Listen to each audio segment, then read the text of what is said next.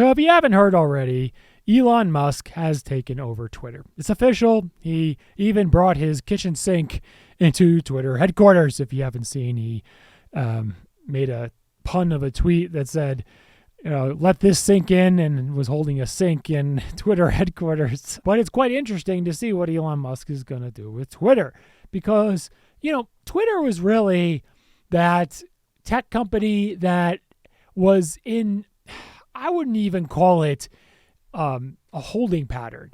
I would just call it Twitter was just in no man's land. They didn't know what they were doing. They didn't really care. They were just all, I don't know. I think they just frankly just had a political agenda and just wanted to exercise that political agenda and really didn't care about making money. They clearly had no interest in growing their platform to maybe compete with TikTok or YouTube or anything. They didn't care. It was just all political. Twitter had so many opportunities and they just frankly did nothing. They did nothing. The hardest part of starting any social media platform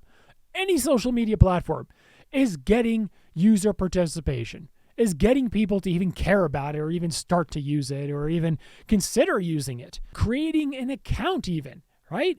It's so hard. That's the hardest thing. But Twitter has that. So they're basically, the way I think of Twitter is a shell of a company, and Elon seems to understand that and is going to be completely changing Twitter into something that I guess is profitable because he has a lot of debt on this company. Even though Elon is the richest guy in the world, it doesn't matter because he actually had to finance the deal to get it done, and he has quite a bit of debt from Morgan Stanley. It does make sense why Elon is like, okay, big things need to change here because one, he actually did overpay for Twitter because he put in the offer before the whole stock market tanked. So there's a little bit of that. Also because of the debt financing to actually pay for the Twitter acquisition. So banks like Morgan Stanley, they need to be paid back. And three, the company's going further and further into debt because it's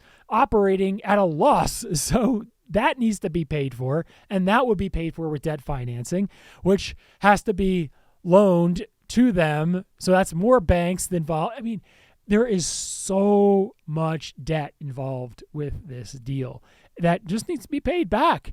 And the only way that it could actually be done, this is actually turning into kind of a business discussion here, going back to my roots in business here, going back to my roots.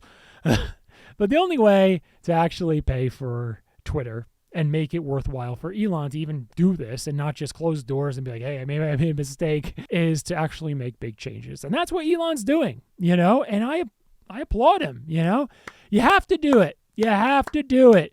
You have to make big changes if you want big things to happen. It's a fact. You can't continue with their losing business model because it sucked and it wasn't working. Shadow banning people because they would, not be politically correct or anything like that wasn't quite working. And things need to change.